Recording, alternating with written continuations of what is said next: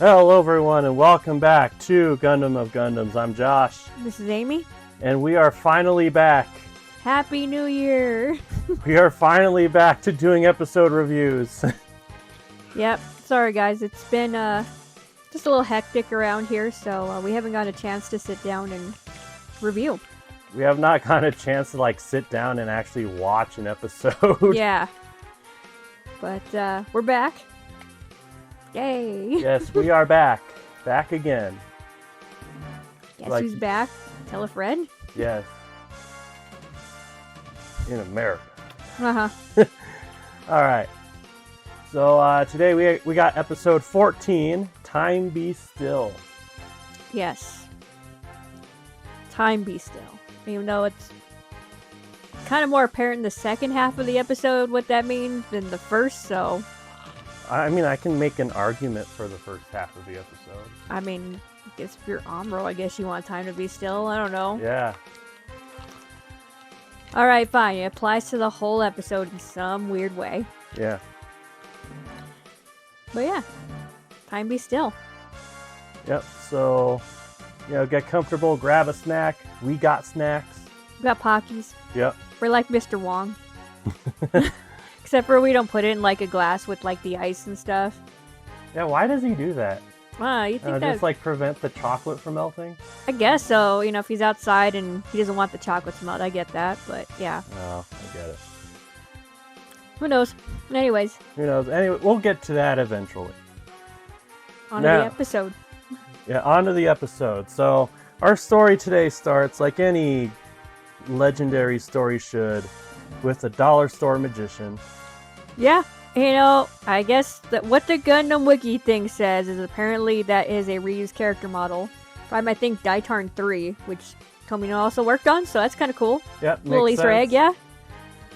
And all the Zeon soldiers are equally appreciative of his talents. They're all saying yeah, I that know. He sucks. Yeah, he basically they just doesn't throw tomatoes at him. I don't think they have tomatoes, or else they probably eat them. But I guess another fact about this scene is that they did add music to the English version of this part. Not sure what song it is, but yeah.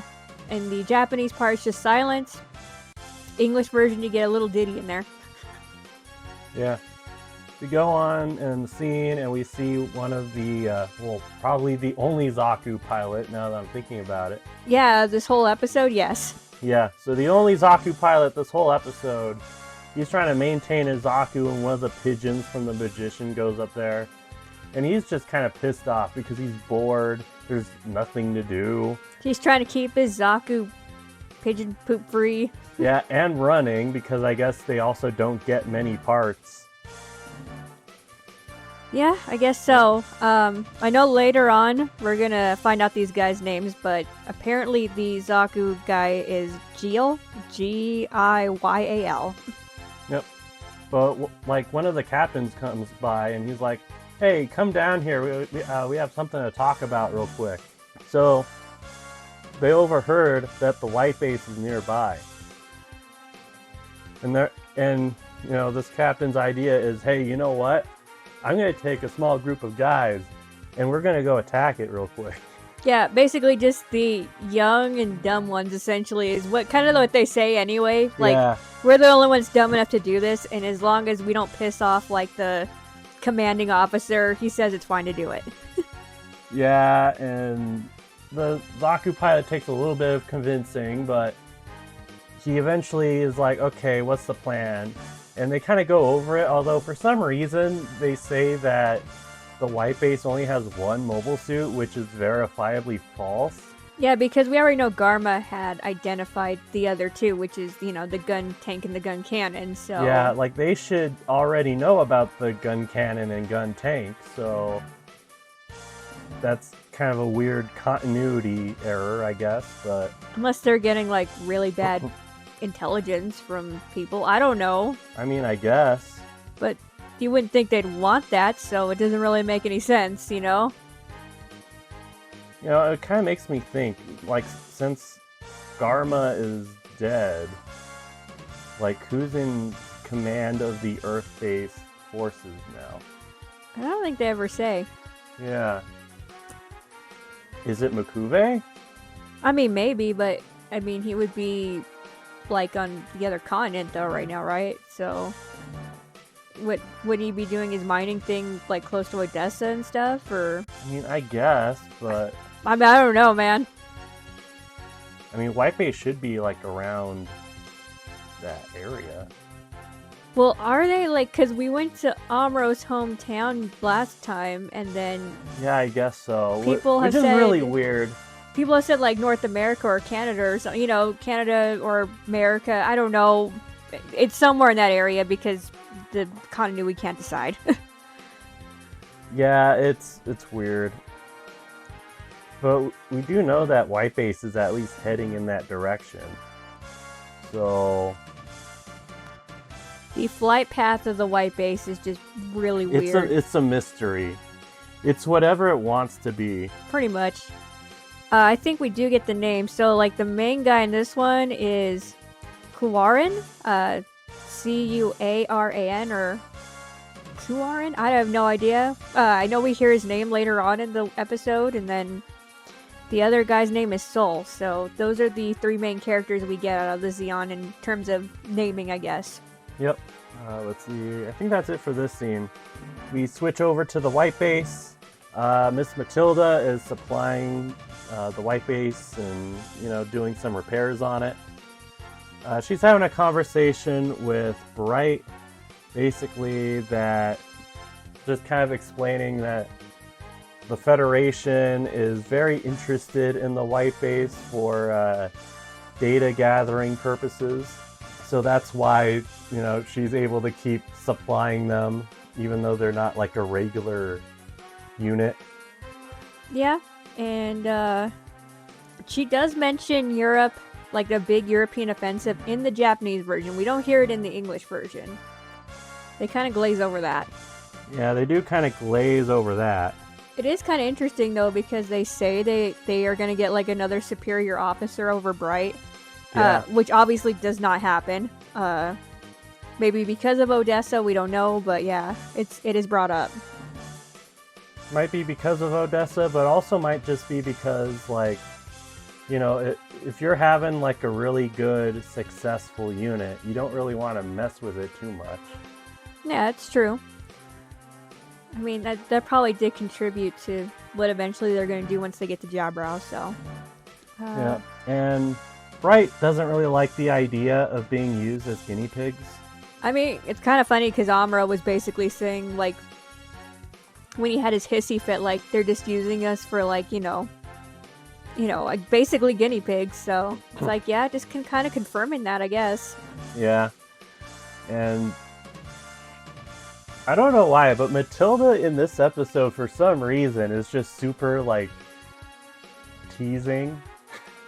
Yeah, it's kind of like coming on to me like tease. I don't know, but like Yeah, it's really it's weird. really weird. Like, oh, you don't like being called a guinea pig? Ensign. Ensign. And Bright's like, Ensign? He kind of takes his mind off of it for a little bit. It's like, me? An ensign? Damn straight, I'm an ensign. Yeah, he's gonna get the promotion bump though. It just hasn't happened yet because obviously kind of busy, I guess, at this time. But it is kind of also funny to mention that she says he should have been executed in Japanese, court-martialed in English. I guess, whatever. I mean, the execution would have came after the court-martial. Yeah, so. I guess so, yeah. But that's the, I guess, translation difference, but Yeah. it's like, we talked about this. It's like he was actually on the White Base. Yeah, like he was actually supposed to be there. So why would they execute him? Like, literally, he wasn't like some rogue Federation soldier on Side 7 who just took control. Like, he was the highest ranking officer left besides Captain Paulo. And of course, Captain Paulo died, so guess what? He's the highest ranking officer, so I don't know, like, what is this whole execution thing? Is it because, they bitch slap Arcane? I don't know. I don't know. It's like, what do you want? Like, what? Bright hasn't done anything wrong in this whole situation. besides like calling out Joaquin, I guess. But like, literally, he was on that ship to be an officer on that ship. He didn't like rogue command take over the white base, so like I don't know where this whole like court martial / execution thing is coming from. I don't know. I think it's just ridiculous. Like, what else would you have him do? Stay on Side 7, I guess. Just I don't know. do nothing, I guess. Anyways, they're talking, and then Bright just automatically notices Amuro. Amuro's just kind of going there to see Miss Matilda. No. Yeah. What else is he doing? Yeah, and Bright's like, hey, what are you doing here? You should be asleep. Yeah, we just had to go through that whole thing where, like, you were, like, zombie Amuro. Like, you need to sleep. Yeah. And Matilda, like, holds Amuro there, just being like, hey, listen to Bright, you need to sleep. Meanwhile, we get this, like, camera angle where we're just kind of looking up at her. Matilda-san. Yep, we all know what's going through Amuro's head. Matilda-san has got it going on. Yeah, you're gonna make that one day. I know you are. I'm gonna make it. I'm gonna make that an album, just like Colorado Wagon. No. If you guys don't know anything about that, it's a Colorado Avalanche thing with our guest commentators from like the channel, and they made a horrible song and it sounds awful. They made a horrible country album, but how horrible it is kind of like makes it fun in a way. It's like cringe fun, kind of. Like, it's cringe, but it's funny.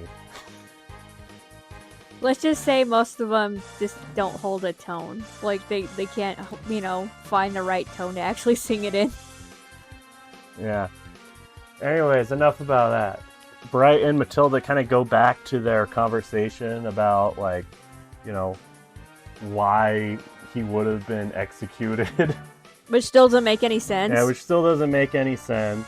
And she just kind of continues to tease him.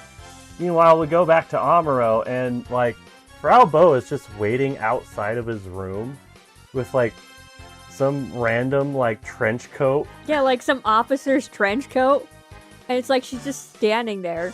And you can tell, like, when you get closer to her, like, I think she's wearing, like, her civilian clothes or something. And then, like, sandals?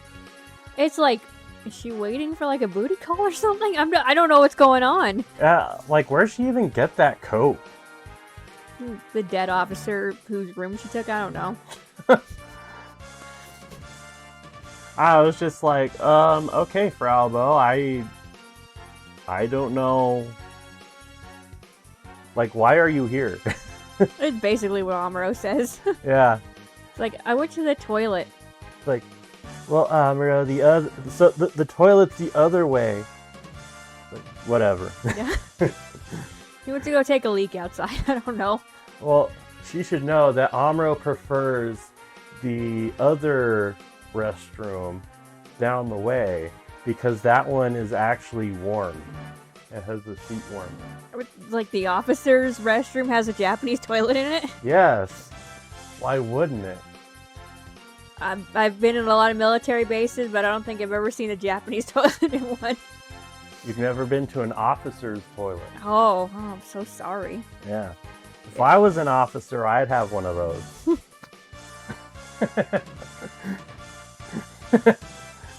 Yeah, the common folk, we just get, holes to pee in, I guess. I don't know. If I was president, I would replace every toilet in the White House with Japanese toilets. You have to make sure they have the warmers, though. Yes, they Like need to have the warmers. And then they need to have the lights for, like, when it's dark. Oh, that too, yeah. Yeah. So you can actually see? Yeah. I miss Japan. Yeah, the toilets are pretty spectacular, I'm not gonna lie. It's like the one thing that you remember from Japan, the toilets.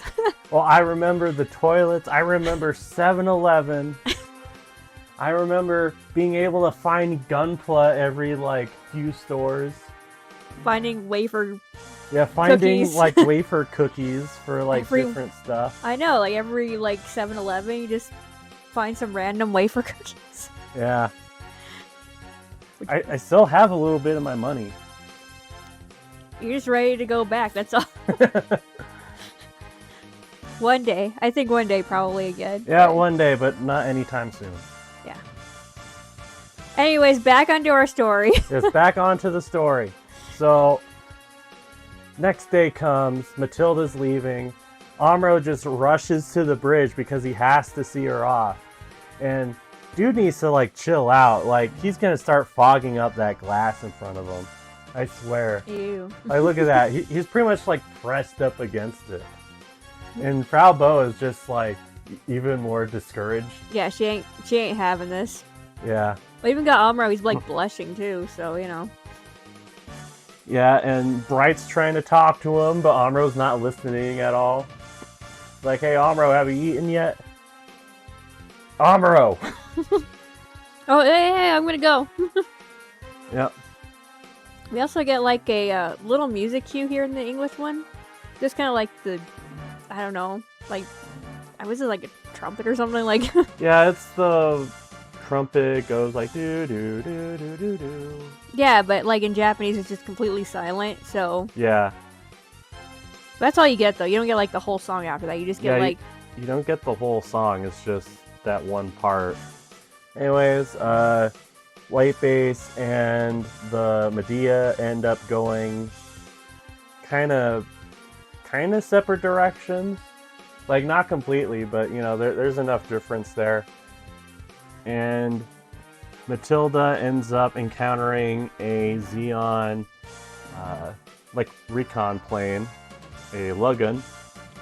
happy you remembered that. Yep. And the Lugun ends up, like, telling the base that, you know, that the Medea is leaving. It seems like it's a lot lighter, so it probably unloaded whatever it had inside of it. So we have our Xeon side characters for today. They're like, okay, I'm just gonna go out and do this. Yeah, so basically they had the one guy in the Zaku, who was, you know, polishing the Zaku earlier. He's gonna intercept the Medea, and then the other guys are getting ready for their whole plan that they're about to execute. Yep, the rest of the guys end up going out on Wappos. And I think that's how you pronounce it. We think. That's why it's Yeah. like WAPPA or something, but yeah. Yeah, and they're pretty much like hover bikes. Hover bikes just for like infantry. It's like Return of the Jedi, where basically, you know, they Yeah, ride with, those like, the bikes speeder around. bikes, Those yeah. speeder bikes. Now, Matilda is doing her best to kind of outrun the Zaku. She's using the terrain and just full-on speed just to go by that Zaku. And Amuro is like, put me out there, Bright! Put me out there!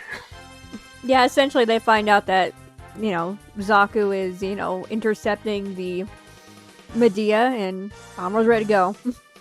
It's like, put me out there, coach! Amuro gets out there, and he just immediately destroys that Lugun. Yep, pretty much. Yep, no one named was in there, so we don't really care. Yeah, we really don't care. Yep. And the guy next to Matilda is like, oh, thank God the Gundam is here. And Matilda's like, well, he didn't need to do that. He kind of just looks confused at her later. It's like, part of the wing is blown off. What are you talking about? At least the dude is like, great, you know, grateful for Amuro like intercepting, you know? Yeah. And then as Amuro's going by, like, she's being, like, she's like teasing him. It's like Matilda Again. tease fest, man, in this Yeah. whole episode, man. Like, what's going on here? I mean, she doesn't get to see Woody for a long time, I guess. I don't know. I don't know. What do you want from me? This is a weird episode. We have Fraubo in like a officer's trench coat standing by Amuro's door. It was weird. I guess it is kind of weird, but anyways, Amuro finds that Zaku, but just one round, and that Zaku just kind of disappears for the rest of the episode. Good thing he's green. Lots of green trees.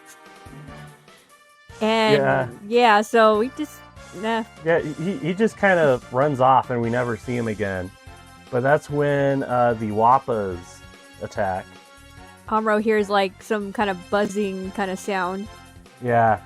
So he's just standing in the middle of like this forest, hearing like this buzzing sound. He's trying to listen into where it is. I'm just thinking, like, because I get tinnitus sometimes, man, that would really suck. Because I'd be like, wait, am I hearing something different, or am I hearing Wappas?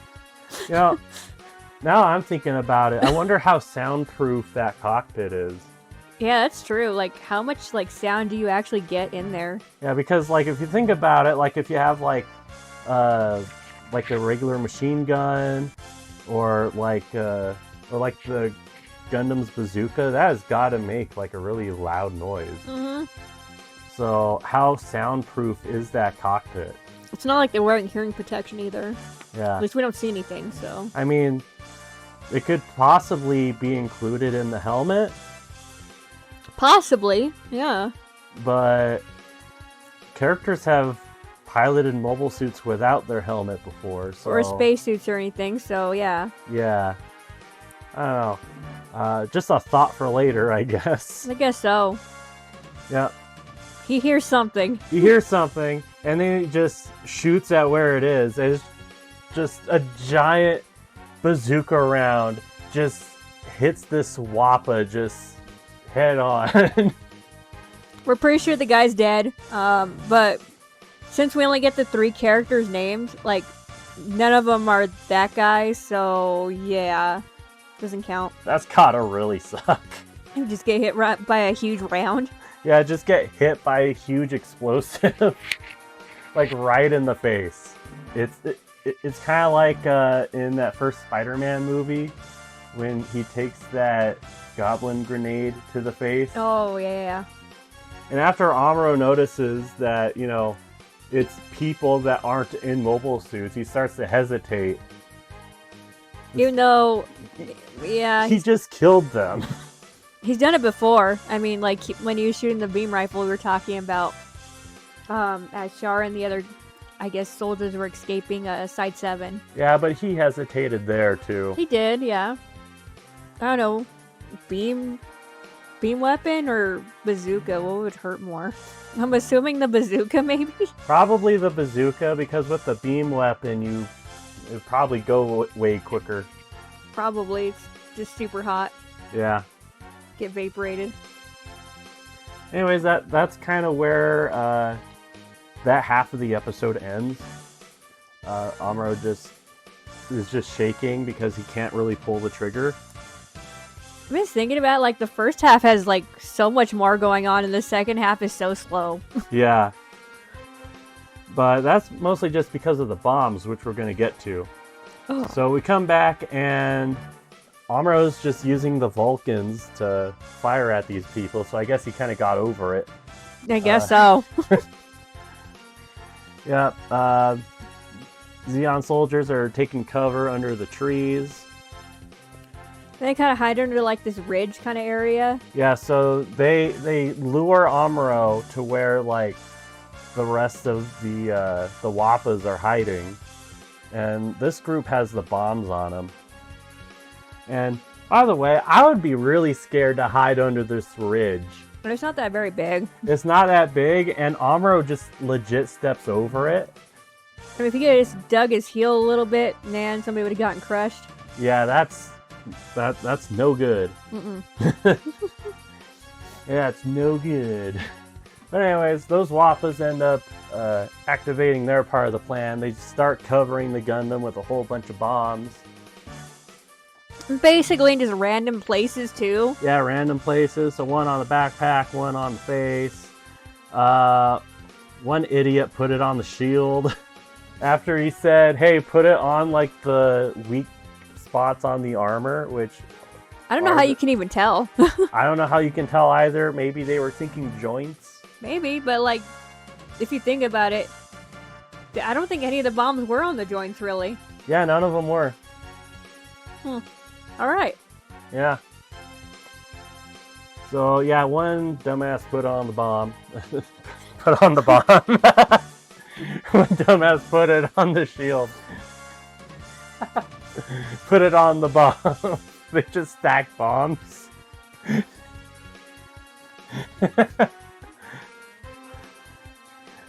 Okay, you didn't put a bomb on top of a bomb.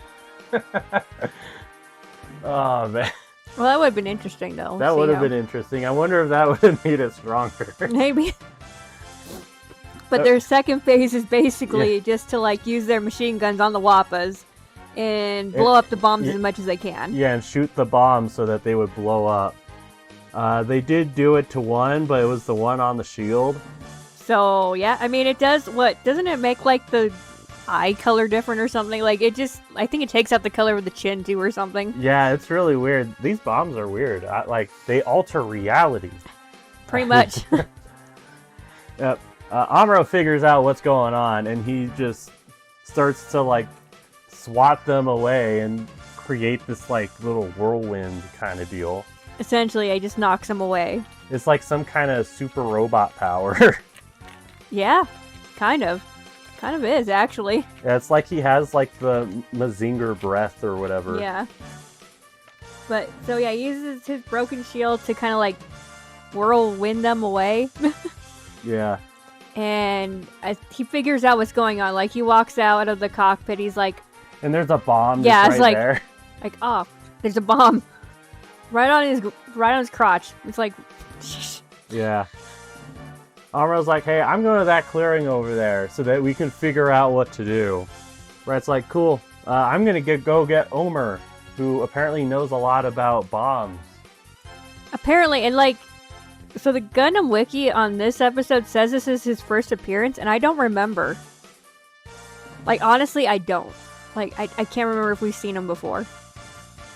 Honestly, it's been forever since we recorded last, so I don't quite remember either. Yeah, and it's not like one of those things where it's like episode 5, Job John appears or something, you know, and it's like, we're like... Episode 5, Job John appears.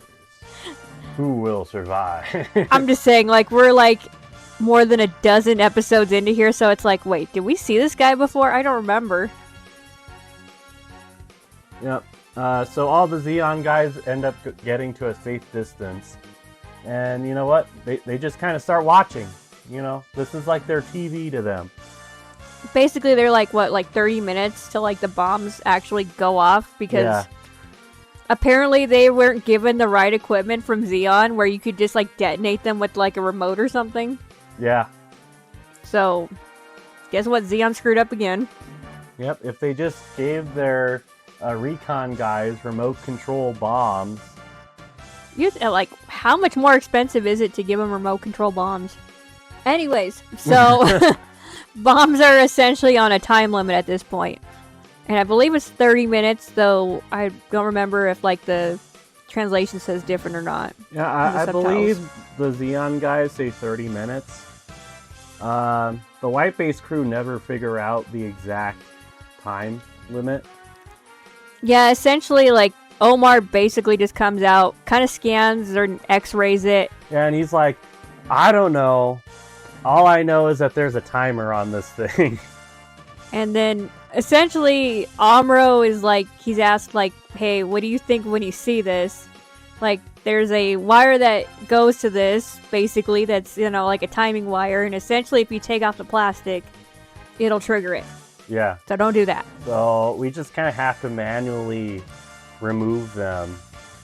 Somehow. I don't know exactly how they do it, but... Yeah. Some magnet, I guess, or I don't know. I guess. I don't know. They don't explain it. We don't get the science behind it. Yep. But Bright over here, freaking balls of steel. He's like, okay, I'll handle it. Yeah, pretty much.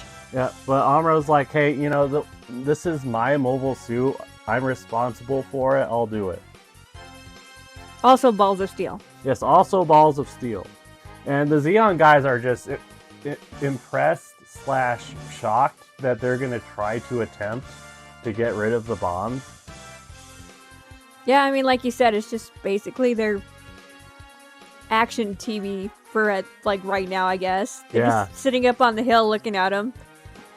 They don't have TV so that they can go watch A-Team, okay? Essentially. They can't go watch Mr. T. Well, they can't watch TV on Earth right now. They probably have Fetty propaganda on TV. They probably don't like it. Mr. T is probably just like a Federation soldier. I pity the foo. I pity the fool who joined Xeon.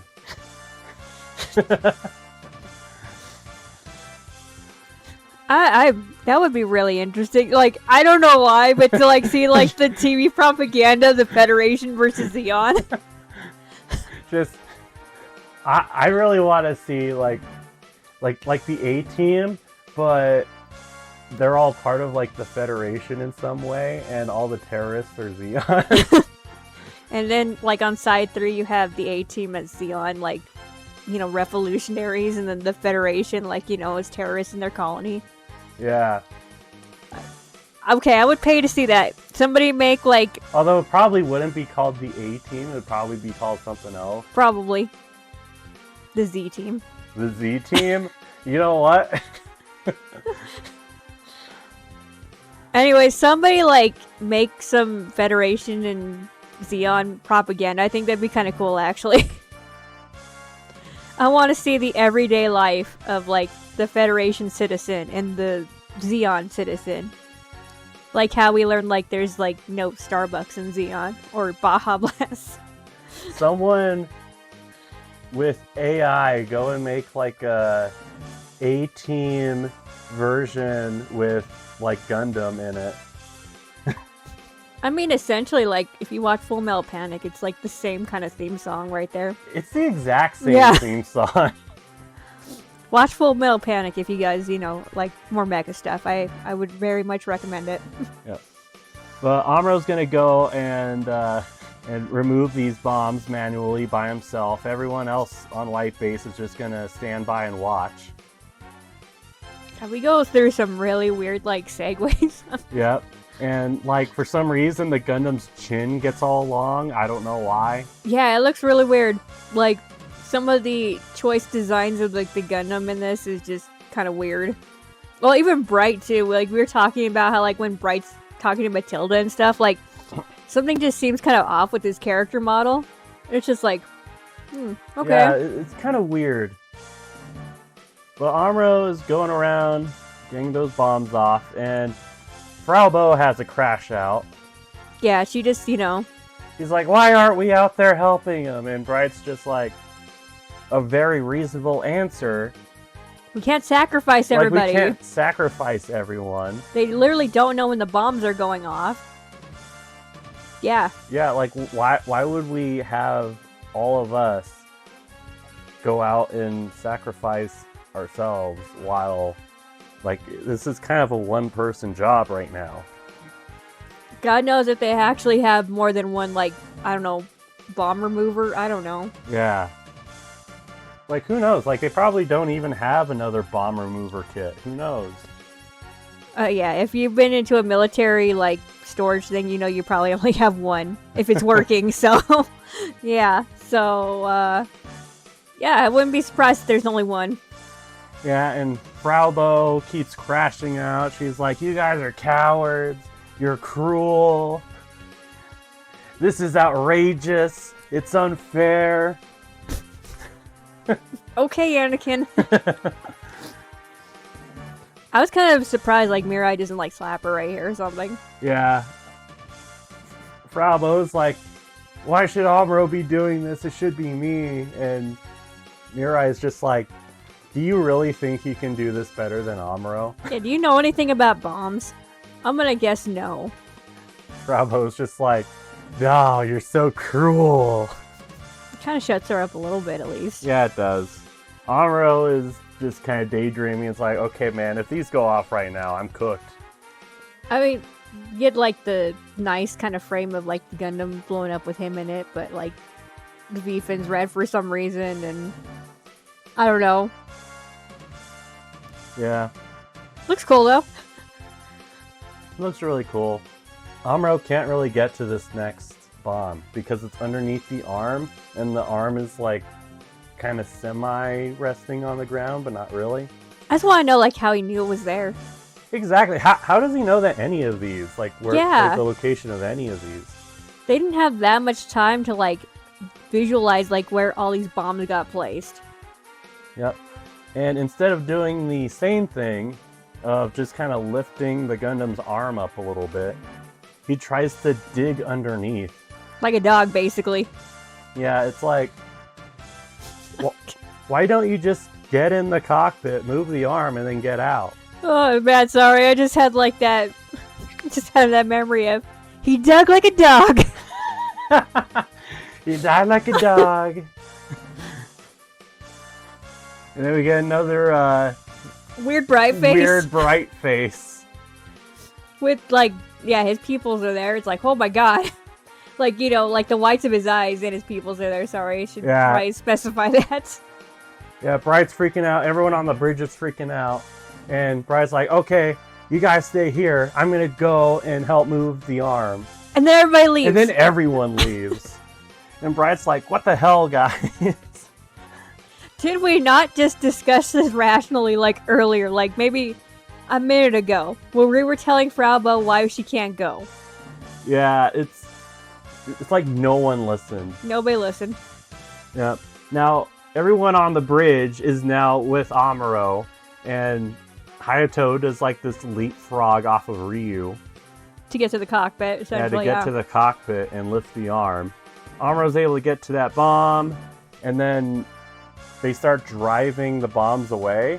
Now, I do not understand how this part is a 3-person job. 2 at the most, because Yeah, one guy drives the bomb jeep, the other one, you know, drives the regular jeep so they can get away. Yeah, this is a 2-person job at the most. They take 3 people. They drive away, the bombs go off, and it looks like a freaking, like, fire tornado, like a tornado from hell. Mm-hmm. That's really nice animation, I guess, but, It you is. know. I just want to know, like, what kind of bombs were they? Because, like, even at, like, the very end of it, you get, like, the cloud coming up out of the sky. It's like, I don't think they were nukes, but, like, how powerful are these bombs? How powerful were these bombs? Especially since it was able to just go right through the Gundam shield like that. True, yeah. The Zeon kind of plan is thwarted. Those soldiers are just kind of having a grand old time over there. Like, they're not even mad. They're just more impressed. They're like, wow, like, hey, you know what? That guy has a lot of guts. He has big balls. He has big balls. And they're like, hey, you know what? We should go over there and kind of meet this guy, see what he's like. So that's what they do. They get in there like hippie van, and, you know, they just kind of look like regular citizens. Yeah, so I guess they just took off their, like, normal suits and just probably wore whatever shorts and shirt they had under that, because they don't have much on, so they just kind of come off as like, yeah, we're just some dudes around this area. Sure, Yeah. Mm-hmm. I hope they have pants on, or else that would give, like, the really, like, wrong vibe here. Hey, we also never talked about their Zeon accent. I want to know, like, do they have a Zeon accent? And what even does a Zeon accent sound like? Because I don't know. Because they don't sound like they have an accent in this, but then, like, other times, like, we'll see later on in the series, they'll be like, hide your Zeon accent. I don't know. Yeah, like, what does a Zeon accent sound like? Is it like I don't know, Space Germans? I don't know. Yes. Yes, Space Germans. I don't know. I mean,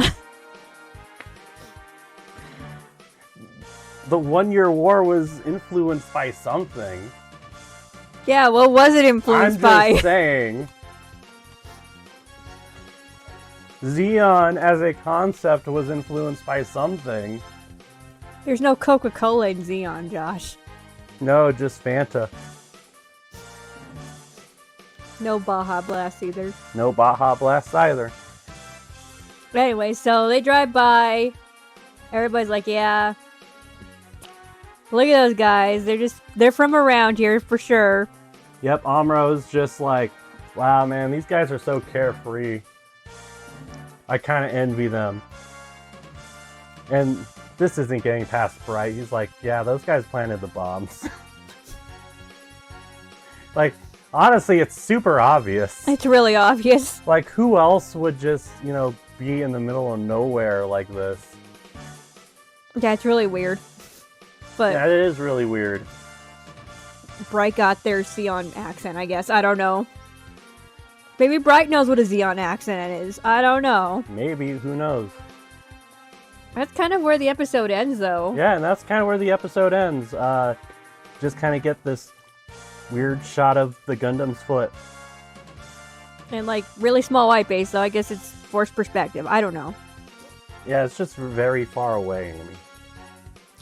I just want to know, like, okay, so I think it was like a minute 20 is like when Amuro actually grabs that last bomb.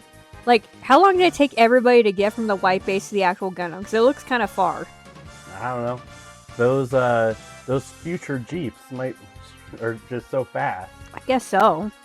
I guess the only, like, other kind of cool fact we found out was that, the Zeon guys in this actually do show up in a manga. It's called Iron Mustang that I guess was running for Serial, and I think, like, from 2011 to 2012 or something, and then essentially you have the three guys that we talked about, the main leader,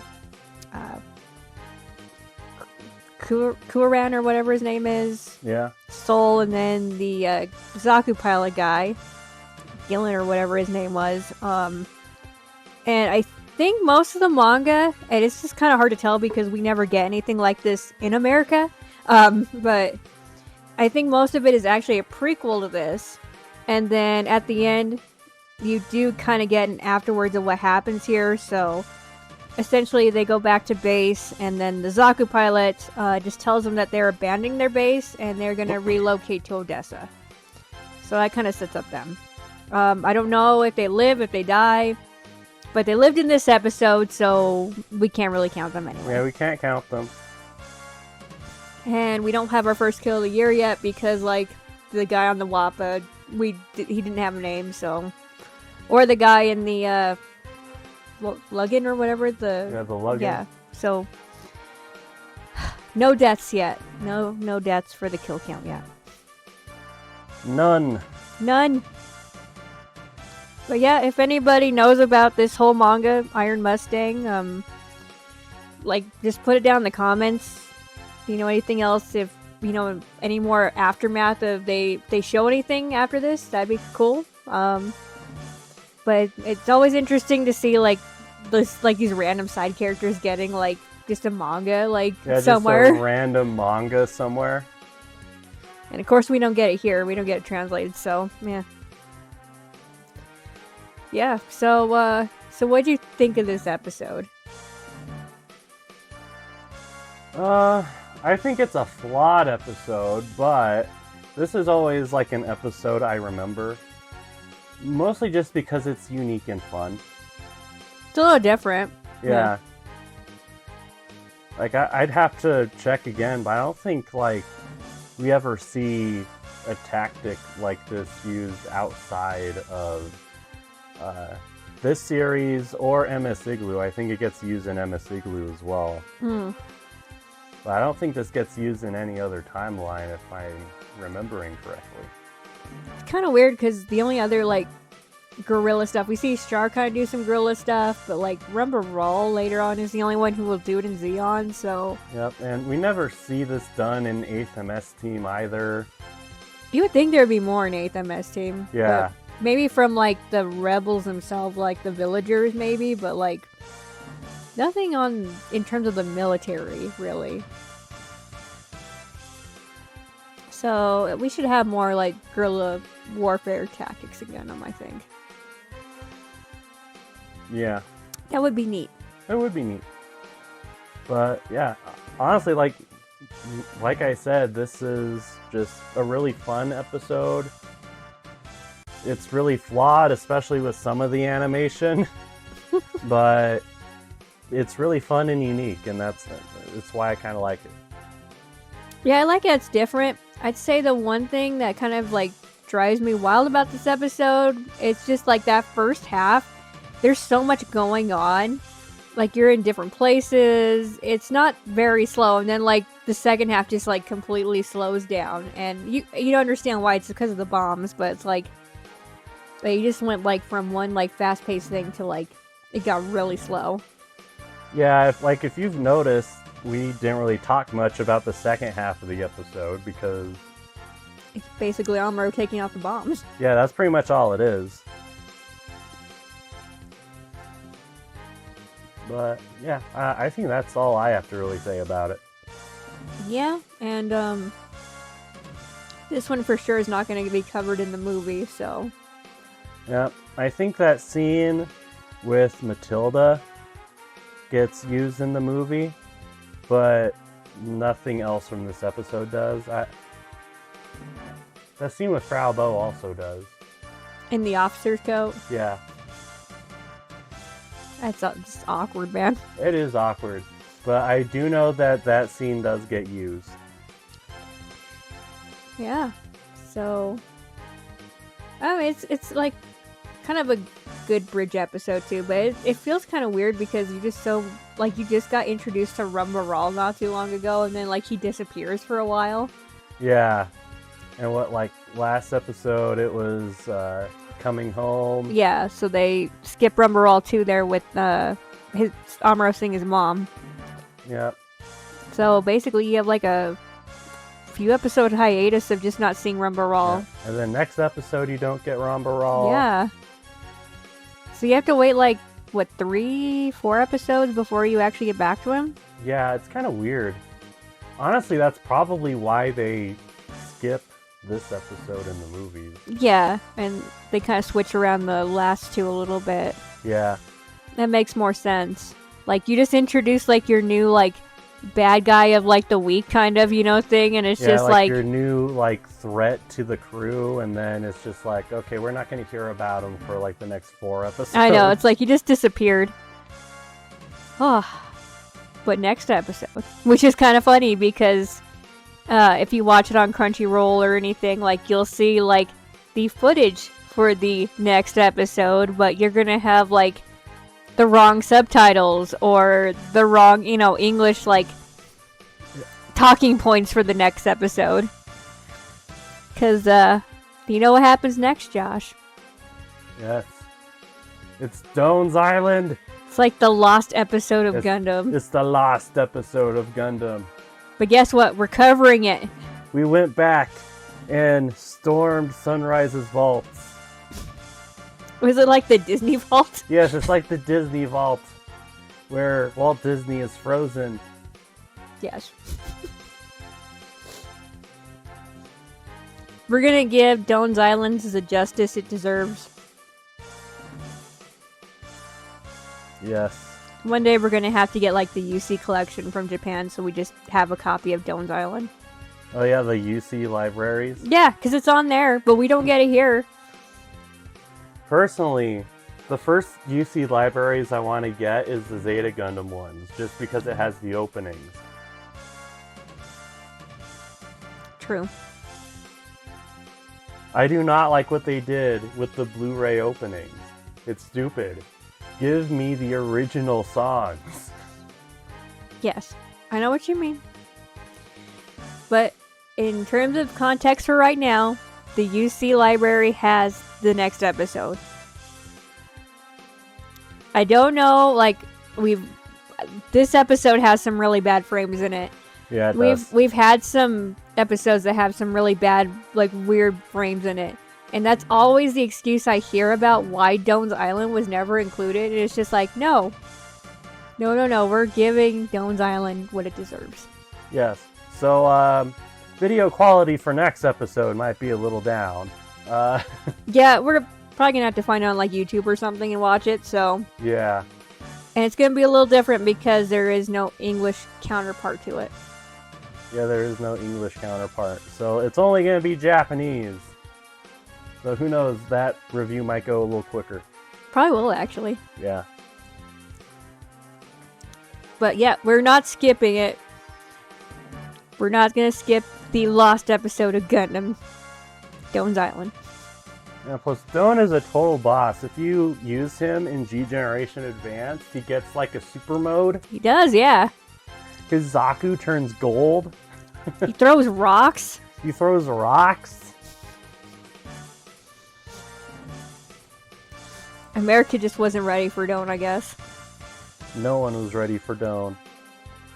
So, whoever gets the license for Gundam next, just hear me out. Somehow find a way to get us Stone's Island. Hey, remember that time on Gundam Versus where I played as Stone and I went on like the hardest arcade route? Mm-hmm.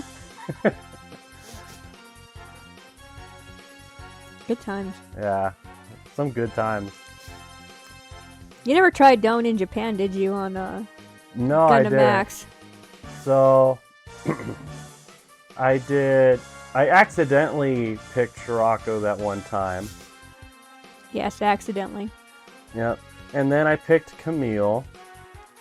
And then I tried out the regular Wing Gundam. Mm-hmm.